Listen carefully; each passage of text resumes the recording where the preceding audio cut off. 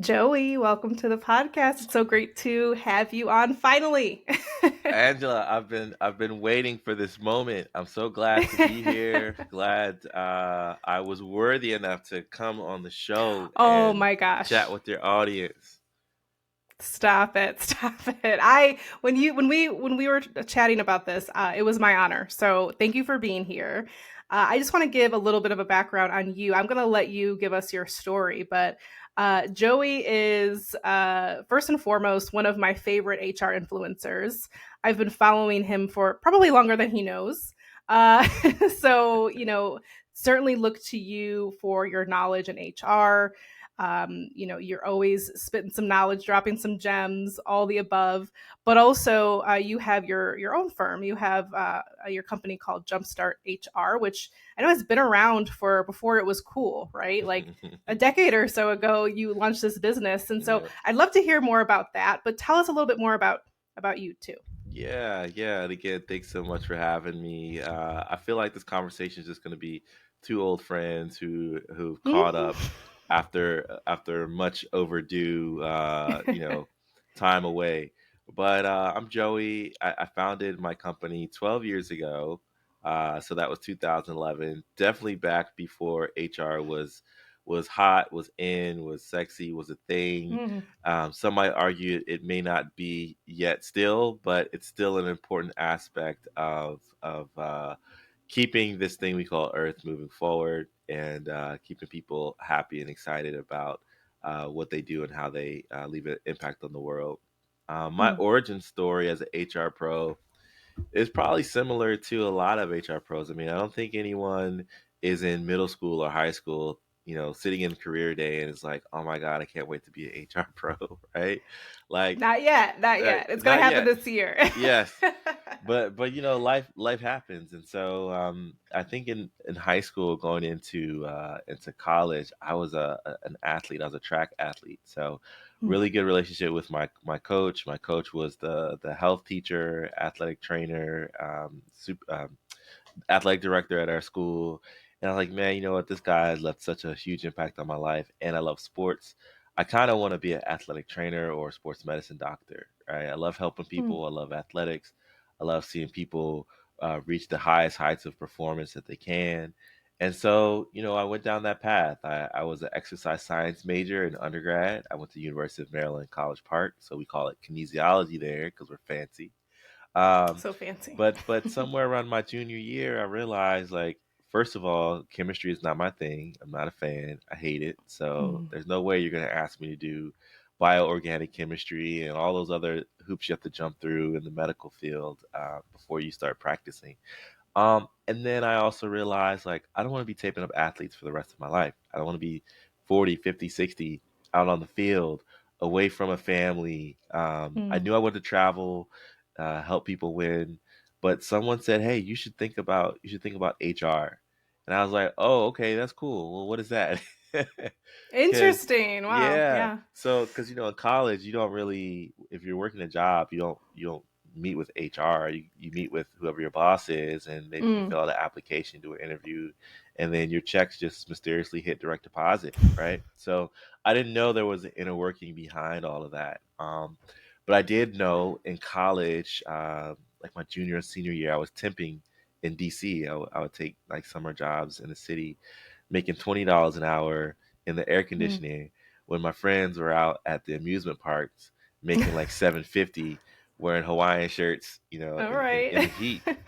And so I was like, oh yeah, I like this corporate life. We get paid more and it's air conditioned. So I Hmm. was like, how can I take my love of helping people and translate it into corporate life? I didn't want to do numbers. I didn't want to do technology. I didn't want to do all those things on a day to day basis. But I wanted some excitement. I wanted some energy. I wanted something fresh and new every day. And yeah, it was HR. And so I didn't realize at the time, but even now to this day, I'm grateful for that pivot because it allowed me to help me transition from helping people reach the highest heights of performance in the ball fields and instead helping people reach the highest heights in corporate settings. And so Mm. I love doing that. I had a progressive career in HR from HR assistant to HR director.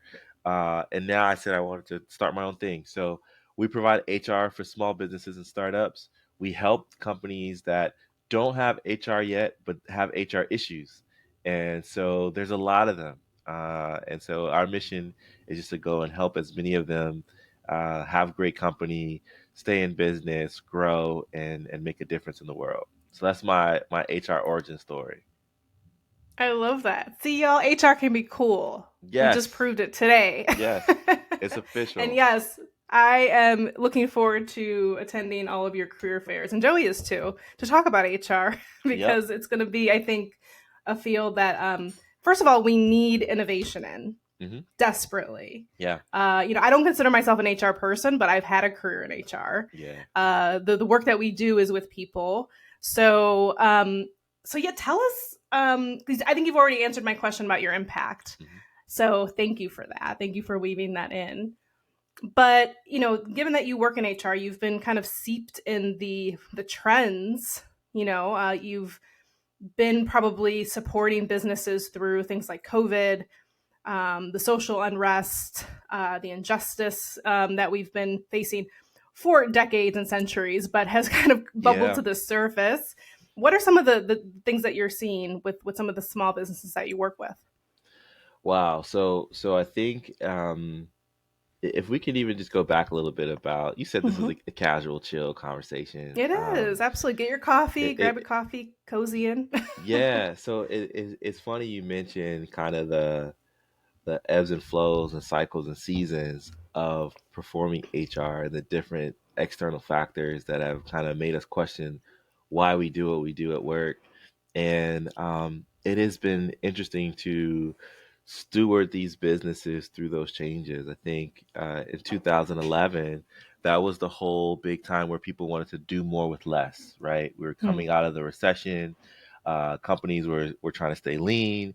And so that meant and just we always have this ethical lens, right? We never want to push people into poor working culture. We want to create great Hmm. working culture. So whatever the flavor of the day is for corporate America, we want to make sure it is also a great place for the people.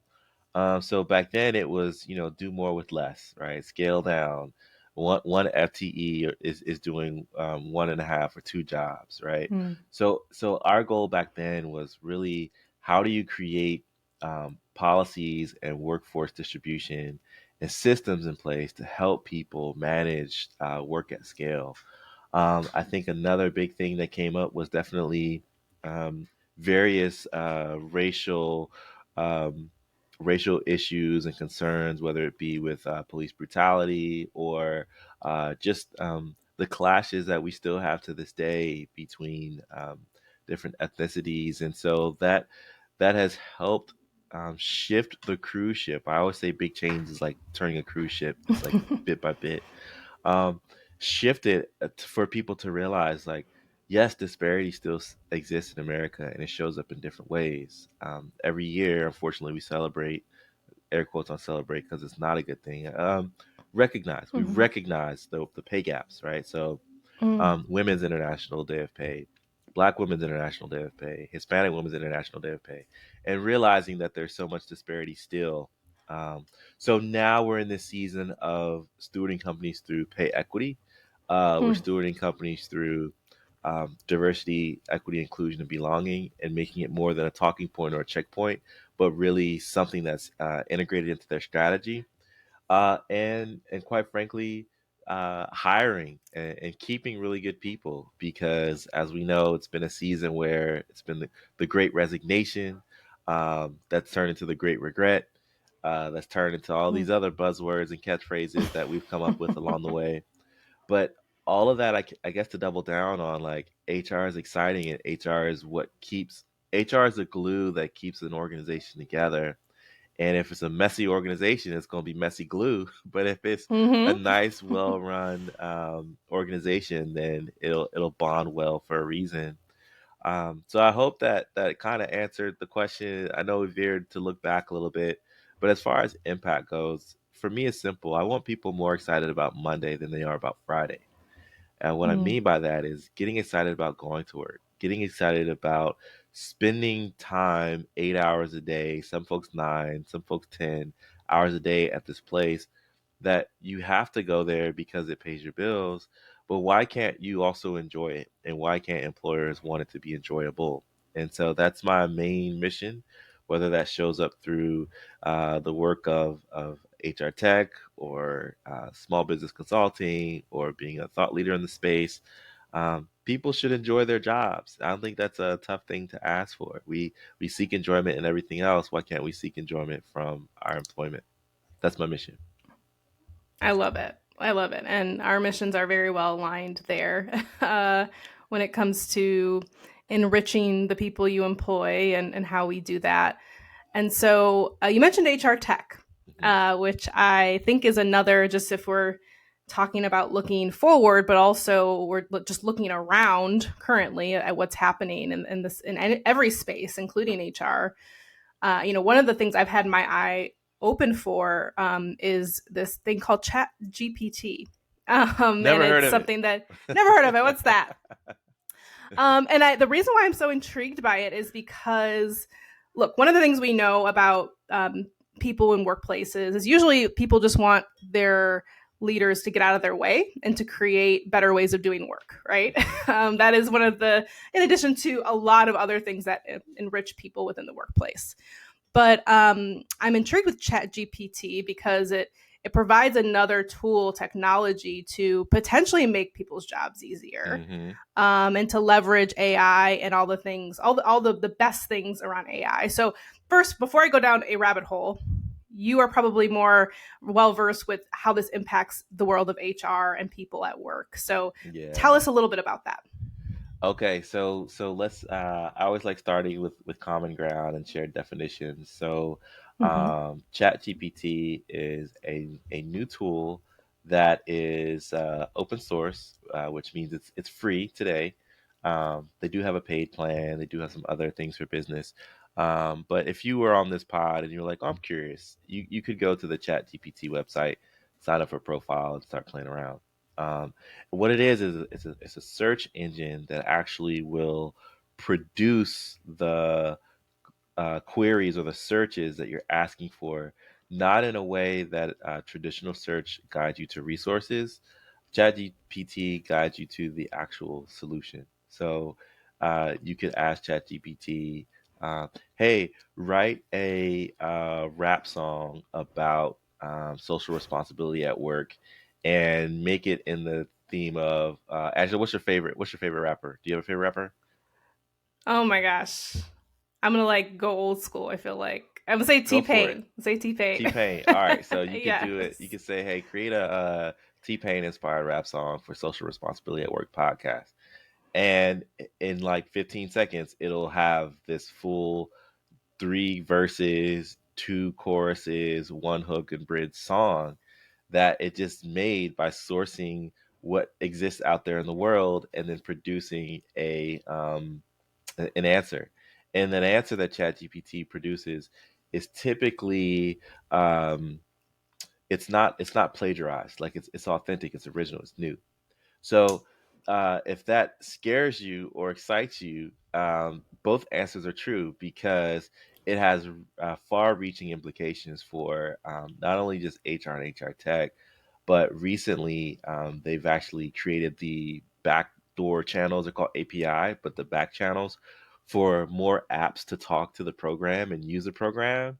Stop me if I get too nerdy, too technical. I'm trying to No, keep it high level here. Trying to keep it I love 30,000 feet, right? Okay, it. so But so Slack, to your rec- point, Slack just implemented their they just integrated ChatGPT. I just saw that announcement. yes, yeah. Mm-hmm. So and the bounds of using this tool are infinite, or at least far-reaching. So, for example, the way that Slack might use it is different than QuickBooks, is different than Instagram, is different than Mint.com, is different than Mm. Monday.com. But all of these tools have value by connecting with this thing that can just create out of the blue. Um, so I'll give you a stat that's pretty interesting. So people say that a tool is widely adopted if it reaches 1 million users, right? Mm. So ChatGPT broke the record for the fastest reach of 1 million users. Netflix took 3.5 years. Twitter took 2 years. Spotify took 5 months. Instagram took 2.5 months. ChatGPT took 5 days. 5 days Stop. to reach 1 million users when Netflix took three and a Oh, half wow. years. And everybody uses Netflix. Now you may share the password, but you're Right, using I'm it. saying not anymore. Not So people I share my password with. yeah. So people will argue and say, "Oh, this it's a fad. It's a trend. This is just like the flavor of the week." But no, I really want you to pay attention to ChatGPT and how it might impact you or in your job, because it's here to stay. It's integrating. It's different than like Web3 or NFTs, and even blockchain. I think people are Mm. more integrating ChatGPT than blockchain. So I'll try to get out of the weeds. Thanks for indulging me in that. But that's kind of like a primer, and I could go wherever you want to go after that. Mm. Yeah, no, you've provided a beautiful description. Everything made sense, and I learned something.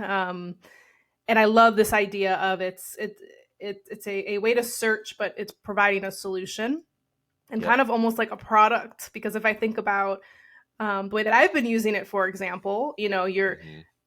you're really using it to create a template of something that you're trying to say, and you take like the best pieces of it, right? So Yep. so let me start here. So how does this impact work then? And then how does this impact, I guess, HR process in particular? Are you ready for a big answer? I'll distill Yes. it. Um, Okay. so for the HR Pro, I think what it'll allow you to do is free your brain and the anxiety of having to create content, where you become the editor and not the originator. So Mm. whether it's sending an employee might ask, "Hey, how much PTO do I have?" Right? If you want to craft a thoughtful answer, you could say, "Hey, send a PTO or create a PTO response email for so and so who has so and so number of hours left." Copy, paste, send. Right? Now, you should always be editing what it's Mm. producing, but it's going to free your time up to not have to create these emails from scratch or the communications from scratch. Um, it'll also help you if you have questions that you might typically go to Google for. You might say, "Hey, hey, ChatGPT, how is Roe v. Wade impacting the workforce Mm. today?" And it'll give you a paragraph or two response. Um, so it is both resource and tool that you could use to shave time. Now, when people say shave time, they also go into like, okay, well, do we need an HR department of five, or can we do an HR department of three or two? And Mm. that's the scary part of it, is that companies may be reimagining their workforce, not just in the HR department, but across all avenues of business. I have a colleague who said, historically I would keep three marketers on my team. We're heavy into copywriting, we're heavy into white papers, but with ChatGPT, I was able to do in 15 minutes what I would task someone to do in 2 weeks. And so Mm. they've shifted their hiring strategy from the three FTEs to like one or one and a half. And so it's a truly disruptive tool. Um, Another danger of that though is like, well, where's this information going?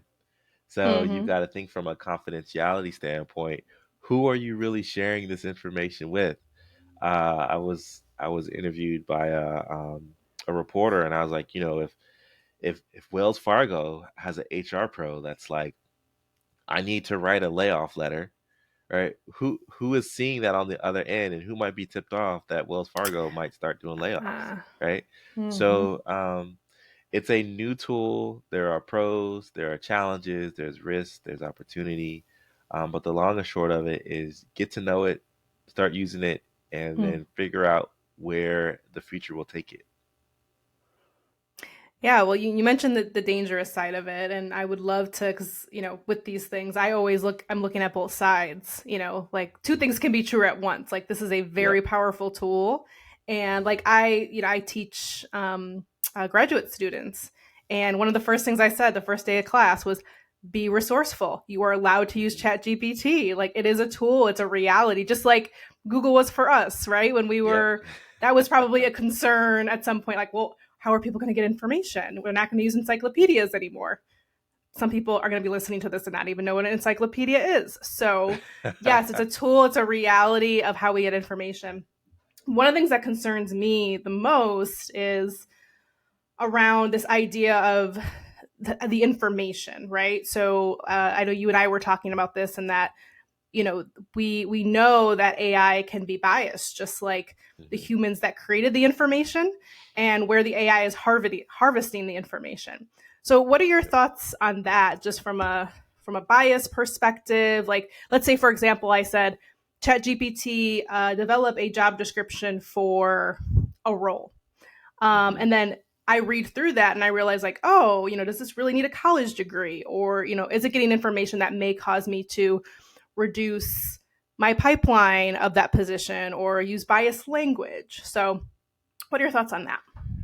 Certainly, certainly. And this is where I always caution folks to always make sure you're the editor and not just copying and pasting. You should Mm, be reviewing the output.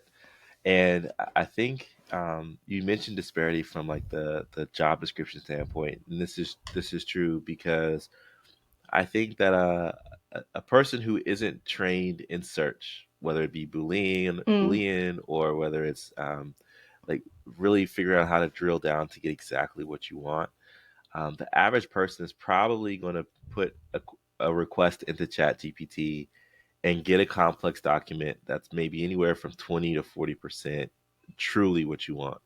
So you have to spend the human time and effort to get it from 20 to 40 to 100, right? mm. Or for those, that's for the perfectionists in the room. Like obviously 80 is probably good for most people, but right, like 80 to 100, you Yes. want 80 to 100% what you want. And that's the type of things that you're going to be looking for from the context of a job description is like, um, how many years of experience is truly required, what degrees are truly required, what job duties do they say are incorporated in here, and is that really true or not? Mm, Because an accountant in one environment could be totally different than an accountant in another. For example, an accountant in a brick and mortar restaurant might be different than an accountant at a fully remote tech startup. And so you're asking this tool to create a job description, but depending on how clear you are up front, and then how much time you dedicate to editing the product, you might not get the result that you want. So mm, it does require intentionality, hand holding, peer review. Maybe you review it and then share it with another colleague. But yeah, there is the potential for disparity and for lack of ethics. mm.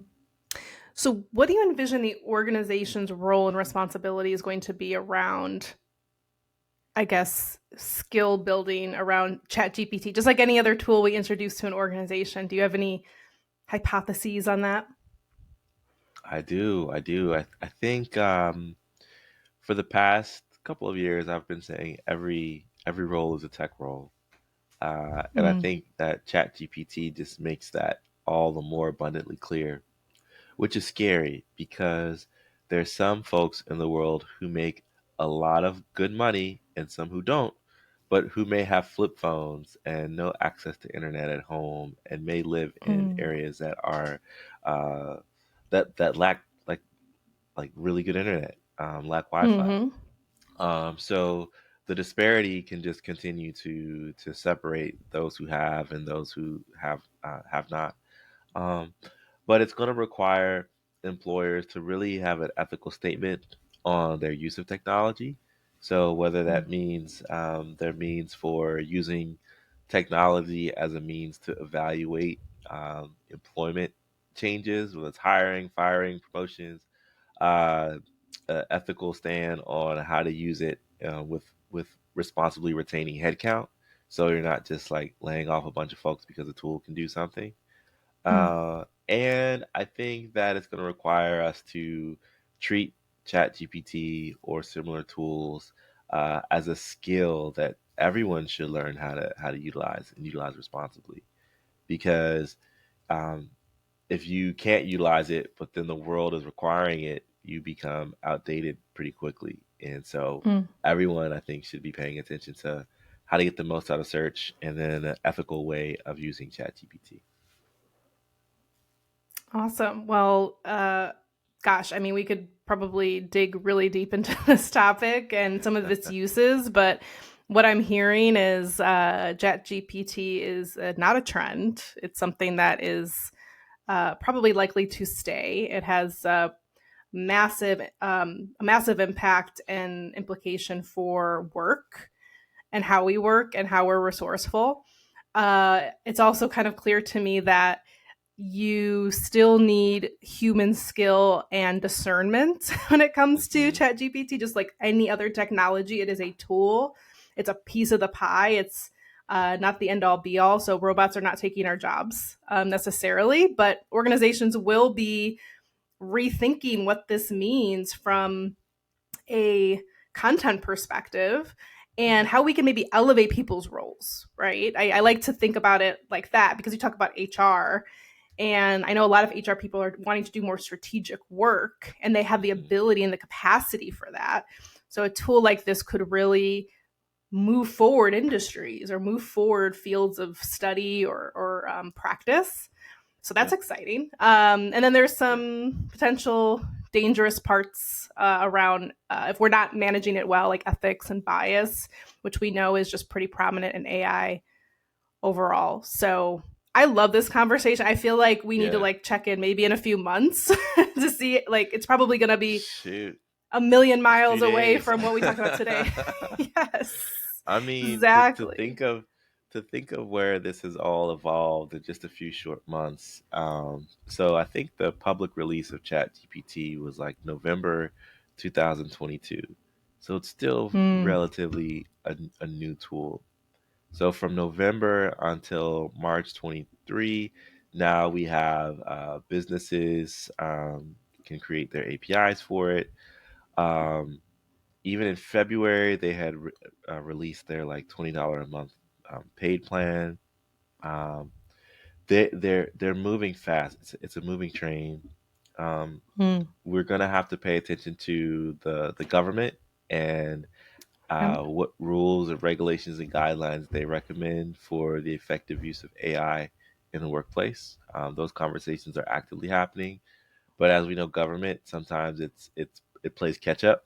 So Hmm. Mm-hmm. we'll see what happens. But yeah, this thing is moving incredibly fast, and ChatGPT represents just one aspect of the way that AI and machine learning is happening. Have you seen this tool that somebody took a Mariah Carey song and they did like this deep fake voice cover? So they had Whitney Houston singing this Mariah Carey song. And No, I have so, not seen that. yeah, so there's that. There's a Wow. tool out now that has AI training. So like it's a AI humanoid that appears real. They look real. It's a real person. It's just like CGI or whatever, and you can do micro learning with this bot. So Wow. if you are skeptical about the role that artificial intelligence is going to play in the workplace, I would just say get your head out of the sand and look around because everything is changing. Everything we thought to be undoable or impossible is now happening. Um, what should have scared you was the Tupac hologram at Coachella, because that's when you Oh, knew I that the remember world was up that. to something. We're like, yeah, But something's happening. yeah, but now deep fakes are gonna be a thing, right? So Hmm. you might even have like fake clips of prominent CEOs saying inappropriate things, and then that driving stock prices down. Like the the worst case scenarios are very real at this point. Um, Deepfakes could get a lot of people in trouble.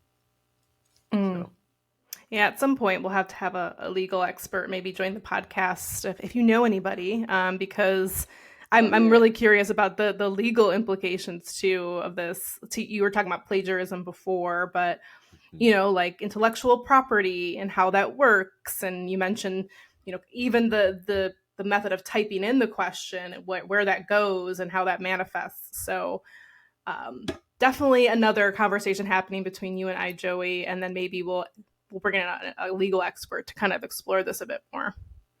Yep. Yep.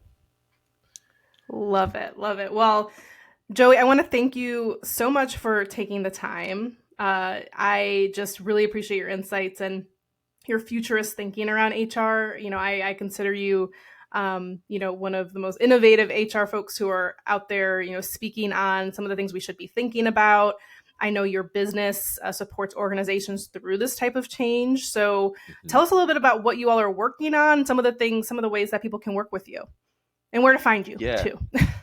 All right, cool. So first of all, Angela, again, I just want to thank you for this space. I know that somebody's listening or tuning in, and now their wheels are spinning of Mm. either how do I implement this at work, or how do I learn this skill so I can be more valuable at work, or oh my goodness, the alarm bells are ringing. We need to call our attorneys tomorrow, right? Um, if any of that is true for you, then mission accomplished on our chat today. Mhm. But you can find me out on the interwebs at Joey V Price HR. I'm committed to this HR thing so much that it's in my handles. So Joey V Price HR everywhere. You can find our company at jumpstart-hr.com. So that's jumpstart-hr.com. That's if you want to partner with us, learn more about our services, read our blog, catch our podcast. The podcast is called While We Were Working. So you can go to our website, click the podcast button, and it'll take you there. Um, and then a new thing that we're doing, we're offering disc tests, certified trainers who will offer disc coaching, not just to you, but to your whole team.